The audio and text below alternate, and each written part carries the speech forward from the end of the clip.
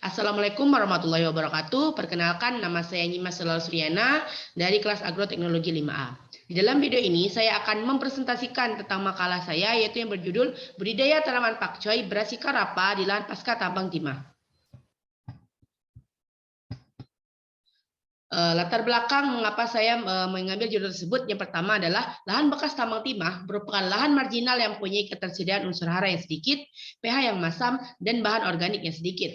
Hal ini dikarenakan penambangan timah merupakan penambangan terbuka atau open pit mining, yang mana tingkat kerusakan akibat dari aktivitas penambangan tersebut lebih besar dibandingkan dengan penambangan tertutup. Armansyah 2016 berpendapat bahwa kegiatan penambangan timah menyebabkan kerusakan lahan yang dapat dilihat dari sifat fisik, kimia, maupun biologi lahan tersebut.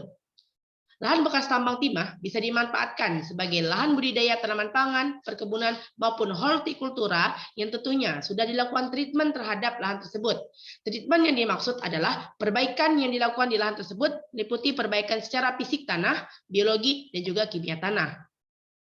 Pemanfaatan lahan bekas tambang timah ini bisa untuk lahan budidaya tanaman pangan, perkebunan, maupun hortikultura, di mana saya memilih tanaman hortikultura untuk dibudidayakan pada lahan bekas tambang timah.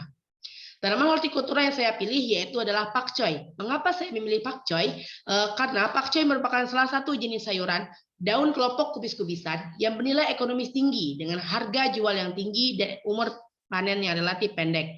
Dan juga budidaya tanaman pakcoy memberikan keuntungan yang memadai.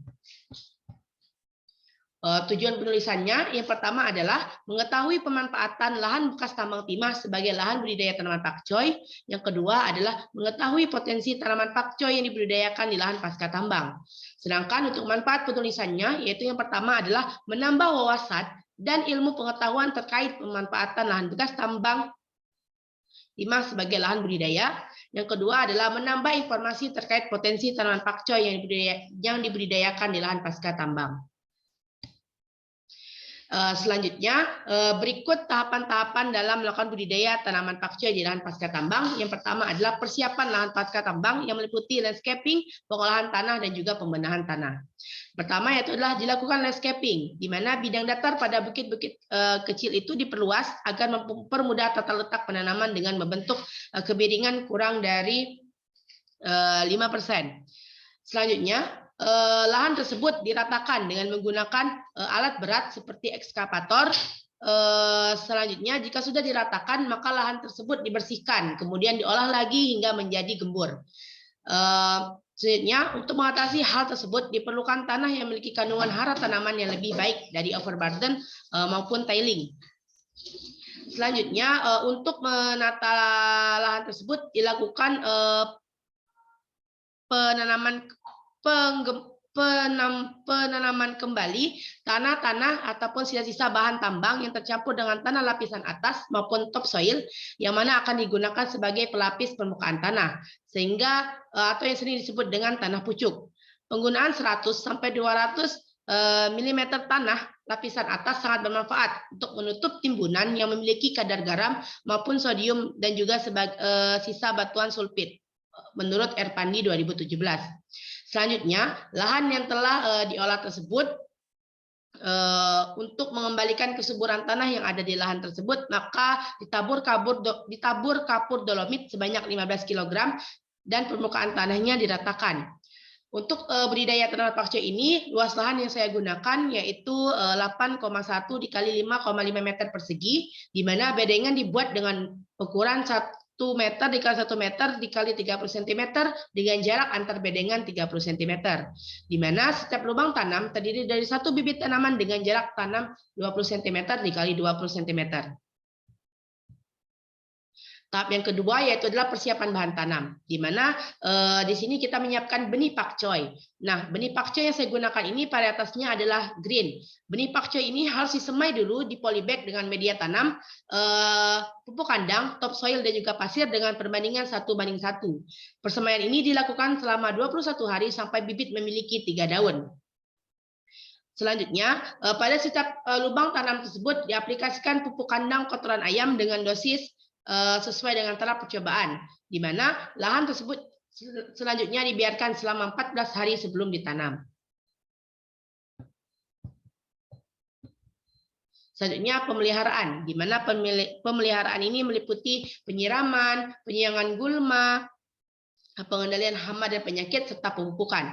Di mana pada budidaya tanaman pakcoy ini kita juga melakukan pemupukan pada tahap kedua, yaitu 14 hari setelah tanam. Selanjutnya bisa juga kita melakukan penyulaman jika terdapat ada tanaman yang mati, penyiangan dan pengendalian hama serta penyakit.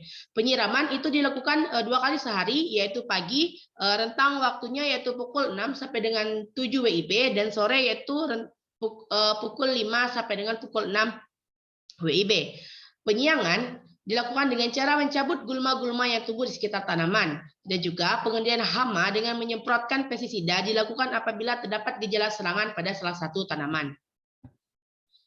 Selanjutnya yaitu pemanenan. Menurut Linda et al. 2014, pemanenan dilakukan pada saat salah satu tanaman telah mulai berbunga. Pemanenan dilakukan secara serentak pada seluruh tanaman, di mana seluruh tanaman dicabut dari media tanam, kemudian akar tanaman dibersihkan dari kotoran-kotoran yang menempel. Pemanenan ini dilakukan dengan cara memotong pangkal batangnya menggunakan pisau. Masalah atau kendala yang dihadapi.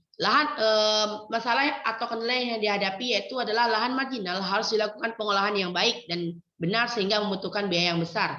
Biaya yang besar di sini dimaksudkan adalah lahan marginal itu dia sudah miskin unsur hara, pH yang masam, dan juga ketersediaan bahan organik yang sedikit, sehingga kita memerlukan seperti pupuk kandang kotoran ayam maupun kapur dolomit yang tentunya itu kita harus membeli, dan yang dipakainya itu dalam jumlah yang besar sehingga membutuhkan biaya yang sangat besar. Selanjutnya kesimpulannya ada 2. Yang pertama adalah lahan pasca tambang timah dapat dimanfaatkan sebagai lahan budidaya setelah lahan tersebut dilakukan treatment atau diperbaiki dan diolah kembali. Yang kedua adalah lahan pasca tambang timah berpotensi sebagai lahan budidaya tanaman sayuran seperti tanaman pakcoy. Berikut saya lampirkan daftar pustaka ataupun literatur yang saya gunakan dalam membuat makalah ini. Di dalam daftar pustaka ini juga saya sertakan link guna untuk melihat keaslian literatur yang saya pakai dalam pembuatan makalah ini. Baiklah, sekian yang dapat saya presentasikan. Saya mohon maaf apabila dalam presentasi saya masih kurang ataupun ada yang kurang berkenan di hati kalian. Saya akhiri. Wabillahi taufiq wal hidayah. Wassalamualaikum warahmatullahi wabarakatuh.